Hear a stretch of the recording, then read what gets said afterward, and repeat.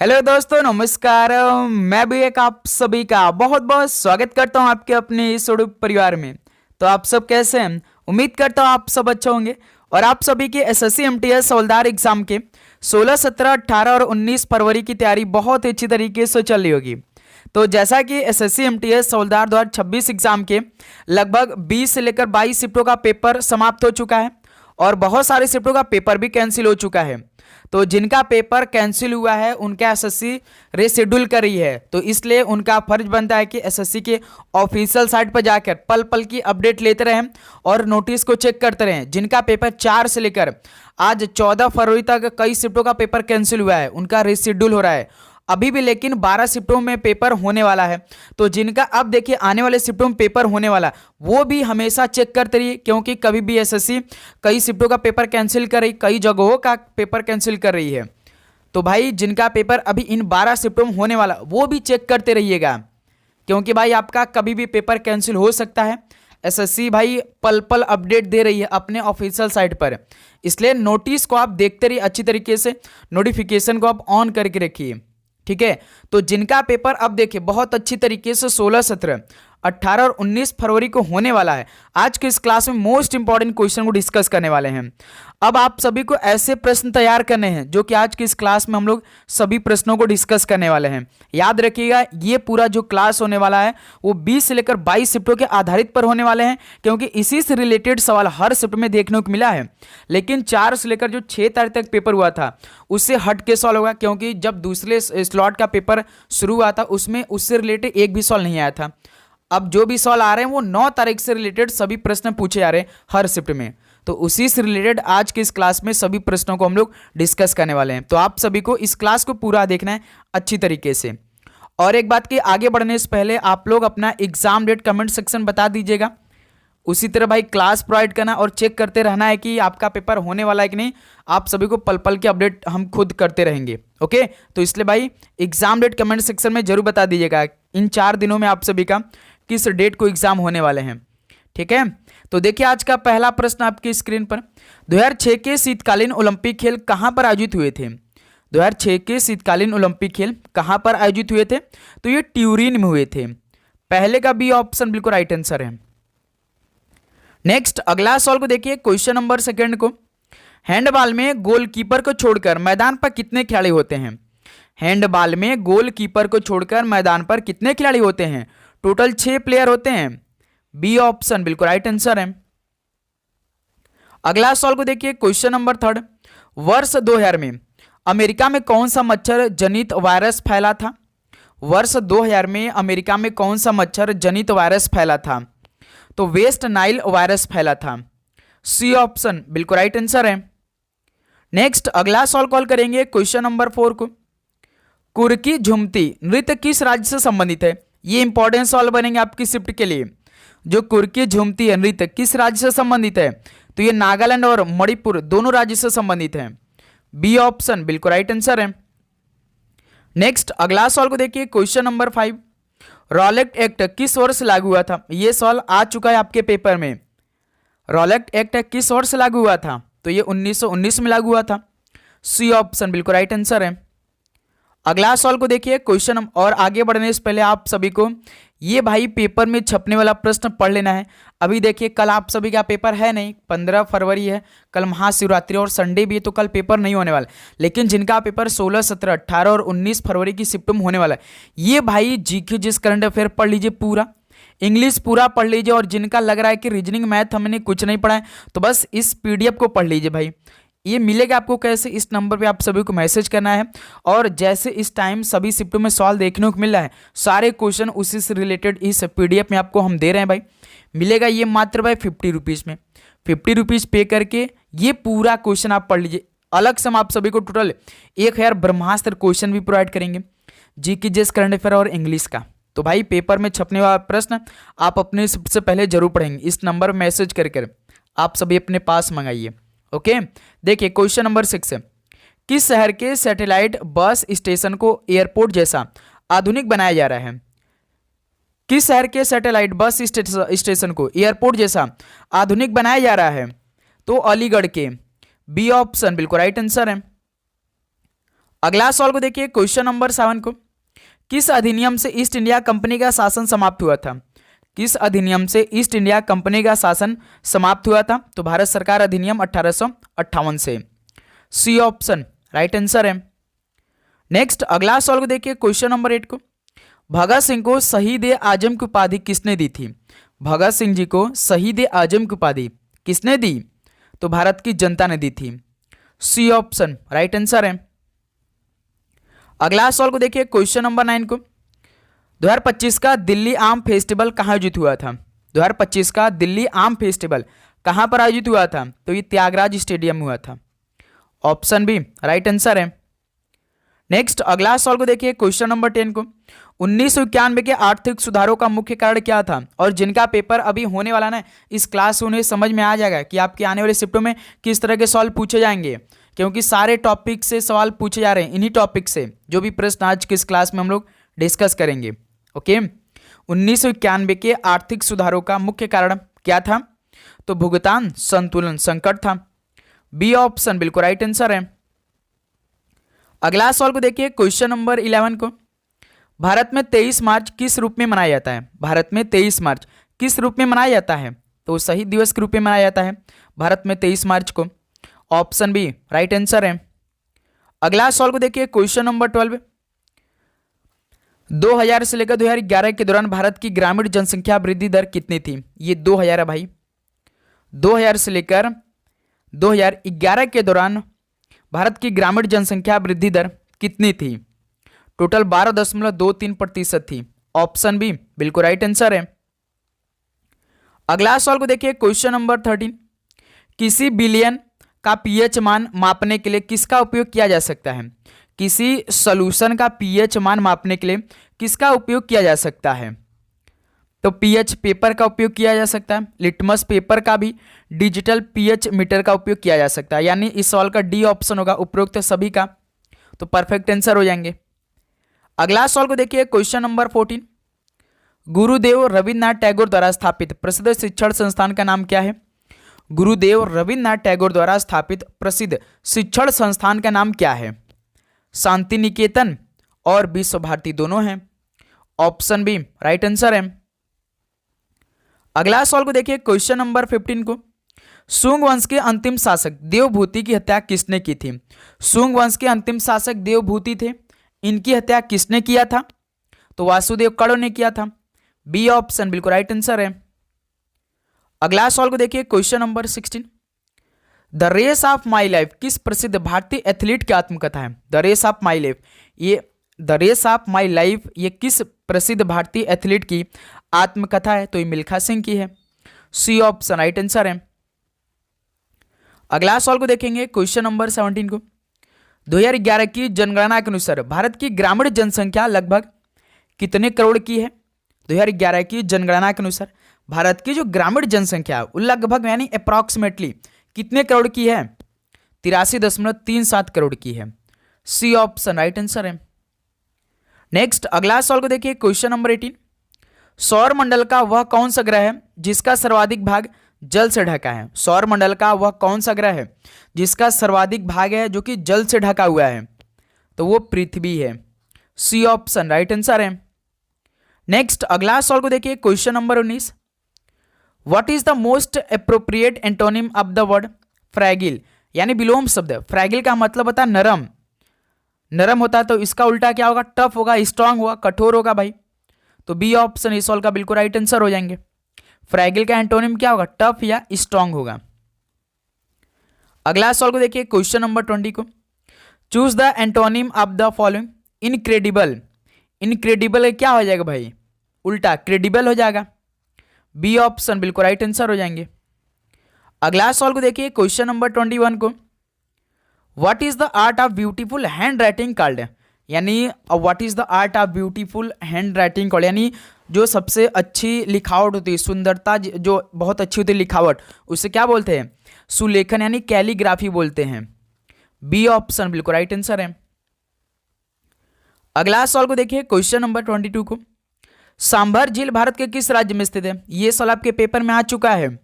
सांभर झील भारत के किस राज्य में स्थित है? तो ये राजस्थान राज्य में स्थित है। बी ऑप्शन राइट आंसर है। अगला सवाल को देखिए, क्वेश्चन नंबर 23। 2011 की जनगणना के अनुसार भारत का बाल लिंगानुपात 0 से लेकर 6 वर्ष क्या था? 2011 की जनगणना के अनुसार भारत का बाल लिंगानुपात कितना था? तो 919 था। सी ऑप्शन राइट आंसर है। अगला सवाल को देखिए, क्वेश्चन नंबर 24। चंफूली मुख्य रूप से भारत के किस राज्य का लोक नृत्य है? चंफूली मुख्य रूप से भारत के किस राज्य का यह लोक नृत्य है? तो ये उत्तराखंड का है। ऑप्शन बी राइट आंसर है। अगला सवाल को देखिए, क्वेश्चन नंबर 25 को। यू आर राव उपग्रह केंद्र भारत के किस शहर में स्थित है? यू आर राव उपग्रह केंद्र भारत के किस शहर में स्थित है? तो ये बेंगलुरु में स्थित है। सी ऑप्शन राइट आंसर है। अगला सवाल को देखिए, क्वेश्चन नंबर 26। अंतर्राष्ट्रीय आम महोत्सव आमतौर पर कहाँ आयोजित किया जाता है? अंतर्राष्ट्रीय जो आम महोत्सव होता है आमतौर पर कहाँ पर आयोजित किया जाता है? तो दिल्ली में आयोजित किया जाता है। बी ऑप्शन बिल्कुल राइट आंसर है। नेक्स्ट अगला सवाल को देखिए, क्वेश्चन नंबर 27। पेरिस 2025 में फैला लीजियोनेयर्स का प्रकोप किस बीमारी से संबंधित है? पेरिस 2025 में जो फैला था लीजियोनेयर्स का प्रकोप किस बीमारी से संबंधित था? तो ये श्वसन रोग या निमोनिया संबंधित था। ऑप्शन ए बिल्कुल राइट आंसर है। अगला सवाल को देखिए, क्वेश्चन नंबर 28।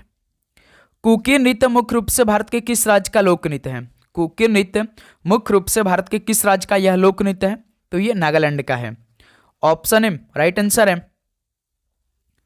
अगला सवाल को देखिए, क्वेश्चन नंबर 29 को।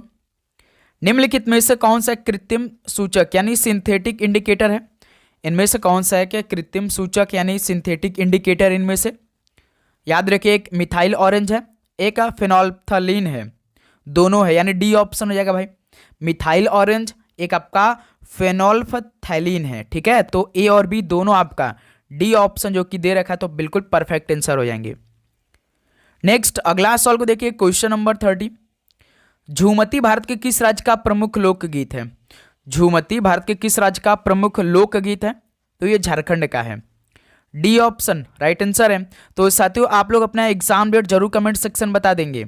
क्वेश्चन नंबर 31 देखिए, what is the most appropriate antonym of the word brittle का उल्टा बताइए, विलोम शब्द बताइए, क्या होता है?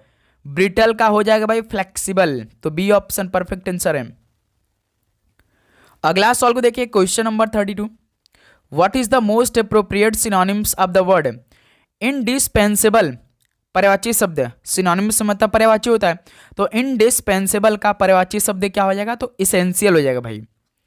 डी ऑप्शन बिल्कुल परफेक्ट आंसर हो जाएंगे। नेक्स्ट अगला सवाल को देखिए, क्वेश्चन नंबर 33 को। किस अधिनियम के तहत ब्रिटिश सरकार किसी भी व्यक्ति को केवल संदेह के आधार पर 2 साल तक जेल में रख सकती थी? किस अधिनियम के तहत ब्रिटिश सरकार किसी भी व्यक्ति को केवल संदेह के आधार पर 2 साल तक उन्हें जेल में रख सकती थी? तो याद रखिए, रॉलेट एक्ट के तहत। सी ऑप्शन बिल्कुल राइट आंसर है। ओके, अगला सवाल कॉल करिएगा, क्वेश्चन नंबर 34 को। कोयला खान प्राधिकरण लिमिटेड CMAL की स्थापना किस वर्ष की गई थी?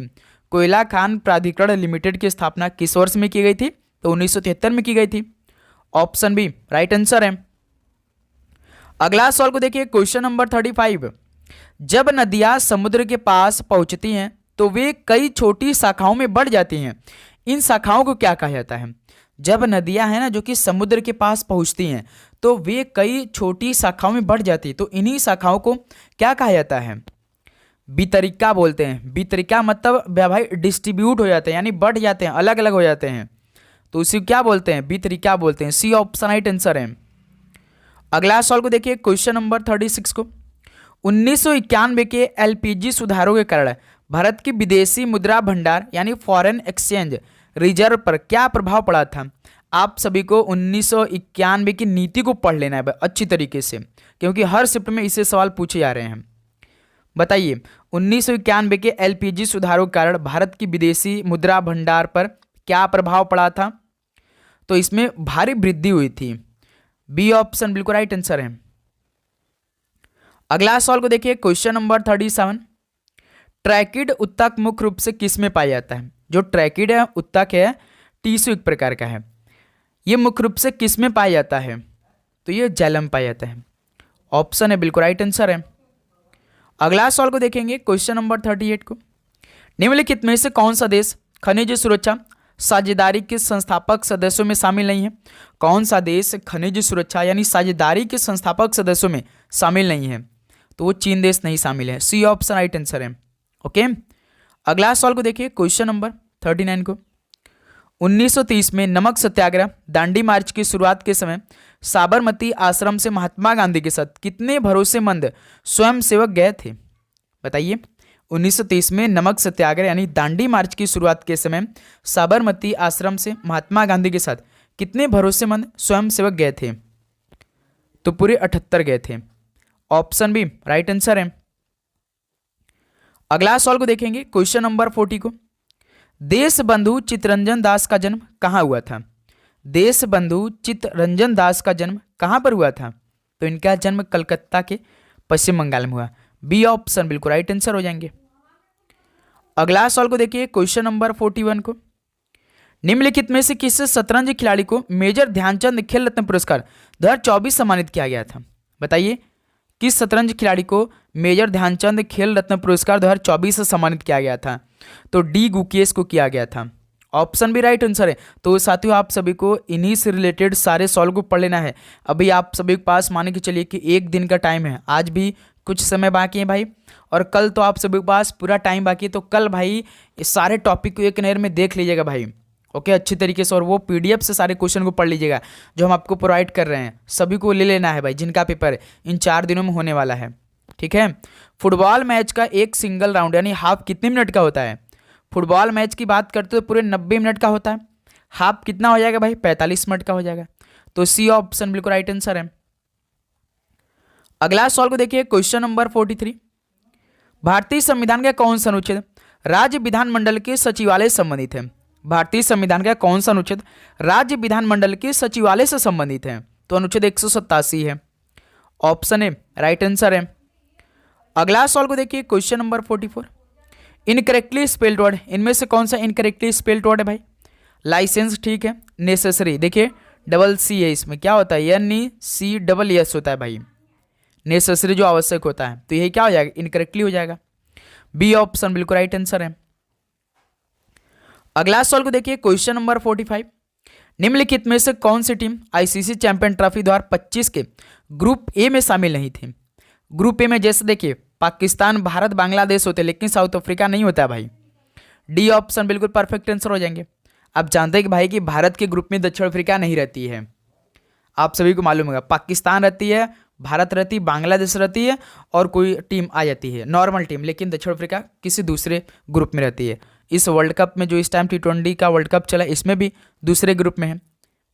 ओके, अगला सवाल को देखिए क्वेश्चन नंबर 46। आगरा के किले के भीतर सफेद संगमरमर से खास महल और दीवान खास के निर्माण किसने करवाया था? आगरा के किले के भीतर सफेद संगमरमर से जो खास महल है और दीवान खास के निर्माण किसने करवाया था? तो ये शाहजहां ने करवाया था। सी ऑप्शन राइट आंसर है। नेक्स्ट अगला सवाल को देखेंगे क्वेश्चन नंबर 47 को। भारत में परिचालन शुरू करने वाली पहली वाणिज्यिक एयरलाइंस कौन सी थी? तो भारत में जो परिचालन शुरू करने वाली पहली वाणिज्यिक एयरलाइंस कौन सी थी? तो याद रखिएगा टाटा एयरलाइंस थी। तो बी ऑप्शन इस सवाल का परफेक्ट आंसर हो जाएंगे। नेक्स्ट अगला सवाल को देखेंगे क्वेश्चन नंबर 48 को। दिल्ली में स्थित पुराना किला का निर्माण किसके द्वारा करवाया गया था? दिल्ली में स्थित पुराना किला है, इसका निर्माण किसने करवाया था? किसके द्वारा करवाया गया था? तो हुमायूं और शेर शाह सूरी द्वारा करवाया गया था। ऑप्शन ए बिल्कुल राइट आंसर है। नेक्स्ट अगला सवाल को देखेंगे question number 49। An era of darkness पुस्तक लेखक कौन है? एन एरा ऑफ डार्कनेस पुस्तक लेखक कौन है? तो शशि थरूर है। बिल्कुल बेसिक जितने भी पुस्तक है उसको भी आपको तैयार कर लेना है, देख लेना है भाई। स्टैटिक जीके का पोर्शन आपको अधिक देखना है, क्योंकि यहीं से लगभग 15 से 16 सवालों का वेटेज बन रहा है हर शिफ्ट में, ठीक है। अगला सवाल को देखिए क्वेश्चन नंबर 50 को। नंदवंश का अंतिम शासक कौन था? नंदवंश का अंतिम शासक कौन था? तो धनानंद था। सी ऑप्शन राइट आंसर है। अगला सवाल को देखिए क्वेश्चन नंबर 51 को। 1928 में जब साइमन कमीशन भारत आया, 1928 में साइमन कमीशन भारत आया था, तो भारत का वायसराय उस टाइम कौन था? तो लॉर्ड इरविन थे। सी ऑप्शन राइट आंसर है। अगला सवाल को देखिए क्वेश्चन नंबर 52। वायुपुत्रास की शपथ पुस्तक के लेखक कौन है? द ओ, जैसे कि द ओथ ऑफ द वायुपुत्रास ये पुस्तक का नाम है, तो इसके लेखक कौन है? तो अमीश त्रिपाठी हैं। सी ऑप्शन बिल्कुल राइट आंसर। देखिए एक ही शिफ्ट में दो पुस्तक के सवाल आ गए थे आप सभी के सामने। अगला सवाल को देखिए, क्वेश्चन नंबर 53 को, 1991 के आर्थिक सुधारों के बाद वित्तीय वर्ष 1999 में भारत की अनुमानित जीडीपी विकास दर कितने प्रतिशत की थी? 1991 के आर्थिक सुधारों के बाद वित्तीय वर्ष 1999 में भारत की अनुमानित जीडीपी विकास दर कितने प्रतिशत की थी? तो 5.2% की थी। ऑप्शन बी राइट आंसर है। अगला सवाल को देखिए, क्वेश्चन नंबर 54, निम्नलिखित में से कौन सा छत्तीसगढ़ का एक प्रसिद्ध लोक नृत्य है? सुआ नृत्य है, पंथी नृत्य है, कर्मा नृत्य है, ये सभी छत्तीसगढ़ के प्रसिद्ध लोक नृत्य हैं। यानी सवाल का डी ऑप्शन परफेक्ट आंसर हो जाएंगे। अगला सवाल को देखिए, क्वेश्चन नंबर 55 को, स्थापित सौर ऊर्जा क्षमता के मामले में दुनिया में भारत की वर्तमान रैंक 2024 तक क्या है? स्थापित और सौर ऊर्जा क्षमता के मामले में दुनिया में भारत की वर्तमान रैंक 2024 तक क्या है? तो भाई याद रखिए तीसरे नंबर की है। सी ऑप्शन बिल्कुल राइट आंसर है। ओके, अगला सवाल को देखिए, क्वेश्चन नंबर 56, पौधे रंध्रों यानी स्टोमेटा के माध्यम से पानी खोते हैं, यह प्रक्रिया किन विशिष्ट कोशिकाओं द्वारा नियंत्रित होती है? पौधे जो रंध्रों हैं यानी स्टोमेटा, इसके माध्यम से पानी खोते हैं, यह प्रक्रिया किन विशिष्ट कोशिकाओं द्वारा नियंत्रित होती है? तो गार्ड सेल के द्वारा यानी रक्षक कोशिकाएं के द्वारा नियंत्रित होती है। ऑप्शन बी राइट आंसर है।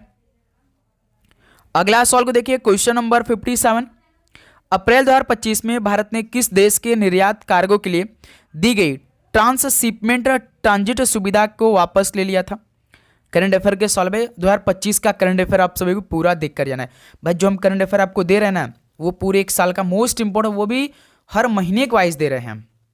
अप्रैल 2025 में भारत ने किस देश के निर्यात कार्गो के लिए दी गई ट्रांसशिपमेंट ट्रांजिट सुविधा को वापस ले लिया था? बताएंगे आप सभी। तो किस देश के निर्यात कार्गो के लिए? तो याद रखिएगा बांग्लादेश के लिए। बी ऑप्शन बिल्कुल राइट आंसर है। अगला सवाल को देखिए, क्वेश्चन नंबर 58, छत्तीसगढ़ में पठौनी यानी पथौनी लोकगीत मुख्य रूप से किस अवसर पर गाया जाता है? छत्तीसगढ़ में जो पठौनी है यानी पथौनी लोकगीत है वो मुख्य रूप से किस अवसर पर गाया जाता है? तो गौना या विदाई के समय गाया जाता है। ऑप्शन बी बिल्कुल राइट आंसर है। अगला सवाल को देखिए, क्वेश्चन नंबर 59, उस्ताद जाकिर हुसैन किस वाद्य यंत्र से संबंधित है? उस्ताद जाकिर हुसैन किस वाद्य यंत्र से संबंधित है? तो ये तबला संबंधित है। ऑप्शन बी राइट आंसर है। अगला सवाल को देखिए, क्वेश्चन नंबर 60, 2011 की जनगणना के अनुसार भारत के किस राज्य में जनसंख्या घनत्व सबसे कम था? 2011 की जनगणना के अनुसार भारत के किस राज्य में जनसंख्या घनत्व सबसे कम था? तो अरुणाचल प्रदेश में था भाई। सी ऑप्शन बिल्कुल राइट आंसर है। अगला सवाल को देखिए, क्वेश्चन नंबर 61, महात्मा गांधी ने 1918 में किसानों के लिए खेड़ा सत्याग्रह किस राज्य में किया था? महात्मा गांधी ने 1918 में किसानों के लिए खेड़ा सत्याग्रह किस राज्य में किया था? तो गुजरात में किया था। सी ऑप्शन राइट आंसर है। अगला सवाल को देखिए, क्वेश्चन नंबर 62, मानव शरीर में मूत्र कहाँ जमा होती है? मानव शरीर में मूत्र कहाँ जमा होता है भाई? तो आप सभी को मालूम होगा यूरिनरी ब्लैडर में, तो यानी मूत्राशय में होता है। सी ऑप्शन राइट आंसर है। नेक्स्ट अगला सवाल को देखिए, क्वेश्चन नंबर 63 को, कॉमनवेल्थ गेम्स 2022 में भारतीय पहलवानों ने कुल कितने पदक जीते थे? कॉमनवेल्थ गेम्स 2022 में भारतीय पहलवानों ने कुल कितने पदक जीते थे? तो पूरे 12 पदक जीते थे। सी ऑप्शन बिल्कुल राइट आंसर है। नेक्स्ट अगला सवाल को देखिए, क्वेश्चन नंबर 64, एशिया के किस देश में लौह अयस्क का सबसे बड़ा भंडार और उत्पादन पाया जाता है? एशिया के किस देश में लौह अयस्क का सबसे बड़ा भंडार और उत्पादन पाया जाता है? तो भाई चीन देश में। ऑप्शन भी बिल्कुल राइट आंसर है। अगला सवाल को देखिए, क्वेश्चन नंबर 65, अशोक के प्रसिद्ध 80 स्तंभों वाले सभा भवन के अवशेष कहाँ से प्राप्त हुए हैं? अशोक के प्रसिद्ध 80 स्तंभों वाले सभा भवन के अवशेष कहाँ से प्राप्त हुए हैं? तो ये पाटलिपुत्र से प्राप्त हुए हैं। ऑप्शन बी राइट आंसर है। अगला सवाल को देखिए, क्वेश्चन नंबर 66, 2025 में कोयले का सबसे बड़ा उत्पादक उपभोक्ता देश कौन सा था? 2025 की बात कराए, कोयले का सबसे बड़ा उत्पादक उपभोक्ता देश कौन सा था? तो भारत देश था। ऑप्शन है बिल्कुल राइट आंसर है। अगला सवाल को देखिए, क्वेश्चन नंबर 67। कटौती प्रस्ताव यानी कट मोशन का संबंध मुख्य रूप से किससे है? कटौती प्रस्ताव यानी कट मोशन का संबंध मुख्य रूप से किससे है? तो संसद की बजट प्रक्रिया से है। सी ऑप्शन राइट आंसर हो जाएंगे। अगला सवाल को देखेंगे, क्वेश्चन नंबर 68 को। 1867 में प्रार्थना समाज की स्थापना कहाँ की गई थी? 1867 में प्रार्थना समाज की स्थापना की गई थी, लेकिन कहाँ पर की गई थी, किस शहर में की गई थी? तो बंबई शहर में की गई थी। ऑप्शन बी राइट आंसर है। अगला सवाल को देखिए, क्वेश्चन नंबर 69 को। जब पृथ्वी द्वारा किसी वस्तु पर आकर्षण बल लगता है तो उसे क्या कहा जाता है? यह सिद्धांत किसने दिया था?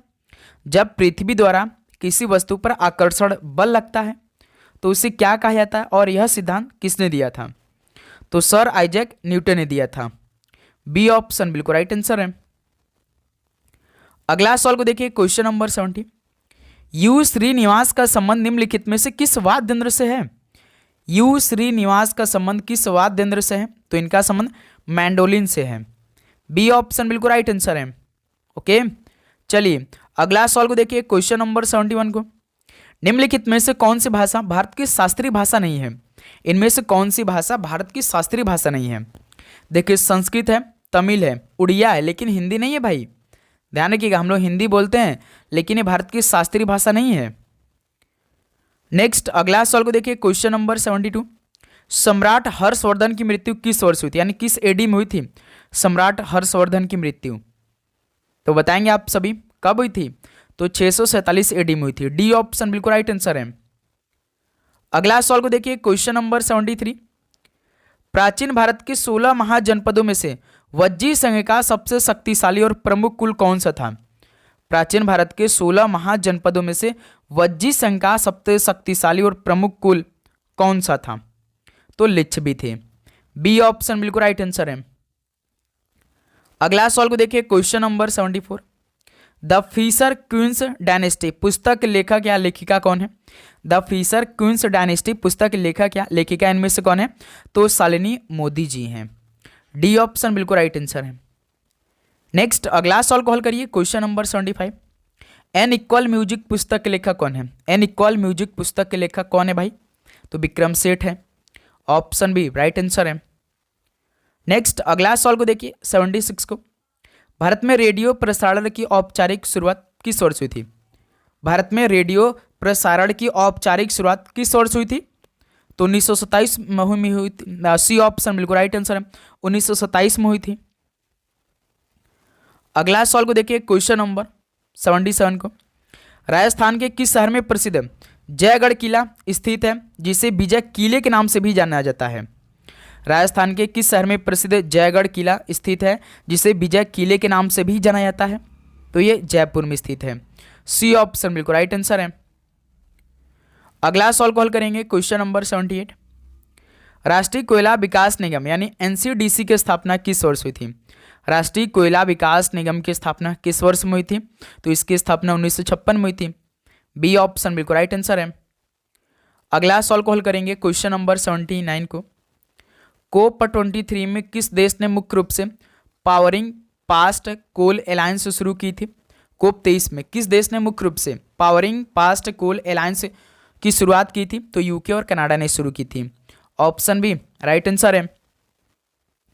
चलिए अगला सवाल को देखते हैं, क्वेश्चन नंबर 80 को। Which of the following is the most appropriate antonym of the given word? Farmer का बताइए, विलोम शब्द क्या होगा? फार्मर मतलब होता है भूतपूर्व या पहले वाला, तो इसका क्या होगा? बाद वाला हो जाएगा, यानी लेटर हो जाएगा भाई, यानी प्रेजेंट लेटर होगा भाई। फार्मर का एंटोनिम क्या होगा? प्रेजेंट या लेटर होगा। डी ऑप्शन परफेक्ट आंसर है। तो साथियों ये 80 क्वेश्चन आपके आने वाले शिफ्ट वाले कंप्लीट हो चुका है, और कल सुबह हम आपको कल क्लास देंगे। साथी याद रखिएगा, लगभग जो आपका अभी तक पूरे शिफ्ट में पेपर कंप्लीट हुआ है ना, कल 15 फरवरी को महाशिवरात्रि के दिन, संडे के दिन भाई मोस्ट इंपॉर्टेंट वाला क्लास आने वाली है।